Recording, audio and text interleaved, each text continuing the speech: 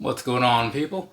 So this right here, this comes from Ringside Collectibles. It's an AEW Mystery Box, kind of as it says there, right? So if you're interested in one of these, I want to say it was $70, maybe $75. I ordered two. They just taped them together so it looks like one big box. So yeah, it's like $70, maybe $75. If you go to Ringside Collectibles, browse through the AEW section, or just type in Mystery AEW Box or whatever. Either way, you should get there if you truly care to get there, right? But is it worth getting there? That's kind of why this video is being made, so I can open this thing up, share it with you, and then you can be like, oh yeah, not taking that chance, right? Or maybe I'll get some good stuff in here and go, oh, maybe I'll also get some good stuff.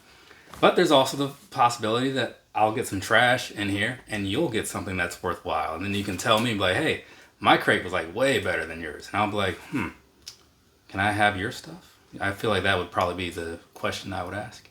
So let's go ahead and open this thing on up here. I guess I'm gonna cut these in half. Well, not cut them in half, but get these cut apart, because otherwise it's just kind of like unnecessary to have that done this way. And there, look at that, it's got a little fragile sticker on there. Well, I guess there was one on the other side too. So there, that should be, okay, so that's that. Slide one over there. Oh, I guess they just put both the stickers on both boxes. Should have realized that. Oh, actually I still need this. So let's go ahead and get this one open first, since this happens to be the closer one to me. So what are you thinking? What are you thinking? Is this going to be worth my time, or is this going to be some garbage that I could not care less to have? I mean, and if you have been watching if you're one of like the 3 people that have been watching them, I've been doing some other action figure unboxings and whatnot, where I'm talking like actually taking them out of their little plastic prisons and such. So depending on what's in here, maybe I'll have some more of those to do. But let's see what we got going on. So first up is this. This is just going to be standard Thunder Rosa from, what is this, Elite 77, excuse me, Unrivaled 77, right? I mean, Unrivaled 9, she's number 77. Because the way they do the numbering, like I said before, every series has its own little numbering system, right? So the Unrivaled, the Unmatched, they start with figure number 1, whatever that may be, and then they count all the way up. So all these people would be also likely in the 70s, maybe early 80s, whatever. So no complaints really. I do like Thunder Rosa a lot. I mean, I have that figure already, so it's kind of like whatever. And then we have this one right here. So this is going to be from Unrivaled Series 6. It's going to be Rey Fenix. So actually, yeah, looking at the back of that, oh yeah, this one is on my shelf right now. Though one thing I will say, even though I do own the Rey Fenix figure, sometimes, and this was brought to my attention with like the Penta, possibly of this set, maybe of that first set, but they'll do these little minor changes. So if you bought him when he first came out, the Penta that is, and then you bought it months later, he had like different knee pad designs or whatever. So sometimes they do little changes like that. I don't know what the reasoning is behind it, but it's just something to look for, I suppose. So, and we have this, which I also have hanging out on the top shelf of my figure shelf in my room. It's not on the top shelf because I'm like a huge Young Bucks fan. It's on the top shelf because like it was one of the earlier purchases. So that's just kind of how that works. But yeah, so there's gonna be that one. And honestly, he's not even my favorite Young Buck. You know, I like Nick more for some odd reason. I don't know why. Just like the Matt guy, sometimes it's just a little annoying. All right, but now also it comes with this, one of 3,000. So this is gonna be Le Champion, Chris Jericho, right? Because when you buy these, you get like 3 standard figures, and then you get 1 chase or limited or something.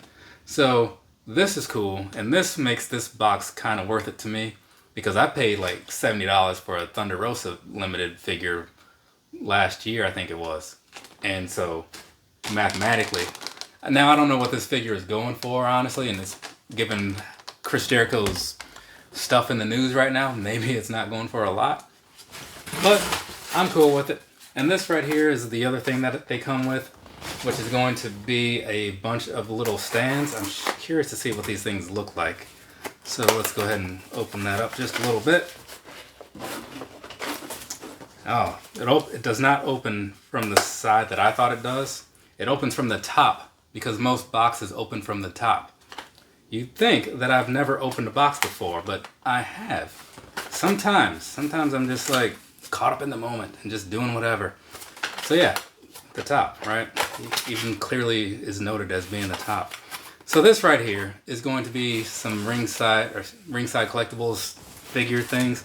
So let's go ahead and get this guy up over here. Actually, I did not need to reach all the way over here because now I remember that there's an Orange Cassidy to my right. So this will be super convenient because some of those figures that I have don't like to stand so easily. Or if you want to put them in different poses, again, the articulation is there, but the balance, not always, right? So it comes with, each one of these boxes comes with 30 of these little things. I believe it's 30. Yeah, 30. So that's pretty cool. I do like having those, and that's alright. So I don't think I need too many of them, but it's nice to know that they're working out pretty well. I don't know off the top of my head if the AEW figures and the WWE figures are the same as far as like the little hole in the bottom of their clothes or in the bottom of their foot.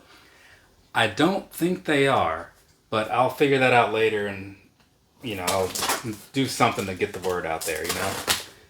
Whenever I do these videos and I talk about stuff like that, that's usually my window to slip pictures in there, which saves me from having to get up and grab like Kofi Kingston off this shelf or something, you know. Actually, why is that dude all crooked? Something must have fell recently. Not Kofi Kingston, but like the thinner Viking Raiders guy. Whatever his name is. Ovar? I don't know. I'm not even going to pretend that I have any idea what that dude's name is. Alright, so this is box number 2. Let's see what we have going on in here. So, this is going to be Orange Cassidy. This is Series 8 Unrivaled, right? So, is that the same one as this one? No. This is a different one. So this one has a different shirt. I believe that is the only difference on these figures. So yeah, you could really just buy your own shirt to put on here. There are people that online will make like action figure shirts, especially for wrestling or whatever. So if you see like the new shirts come out and you're like, oh, I want that on my figure. There are people that make those. Okay. And now we have an MJF figure. This one, it's actually from the same series as that Phoenix I just had opened a second ago. So there's that, right? I don't have much to say about this other than the fact that it looks a little off. I'm not sure what it is, but something about the way his beard is on there. But if this was one of the earlier ones, you know, some of the earlier figures they just didn't have a good look to them. And now, see if I can get this out of here. So we have Lance Archer from the same series as that Young Buck figure I just had a second ago. So they must really be trying to get rid of some of these waves, because I'm seeing some similar faces here. But it is what it is. I mean, they come out for like 20, 25, but then over time the prices usually drop a little bit because they have so many and like they need to get them off the shelves. And so, okay, well, here's this. I'm going to save the Chase one for last. So, as you saw in the previous thing, actually, let me do this right this time. Make sure I'm opening this box, and that way I don't have to fumble around and I can actually look like I know what I'm doing for once, right? But then I say stuff like that is clearly a giveaway that I rarely know what I'm doing. This time, they gave me a white box, right? I'm not a huge fan of that because it's going to clash a whole lot with like the thing in there, but if I put some figures somewhere else, I might be able to be okay with that. Or if I just have them high enough to where you can't really see all the bases. So I'm not thrilled about the white ones, but it is what it is. And now we have this right here. What is this? Wait a second. This is a 1 of 5,000 hook, right?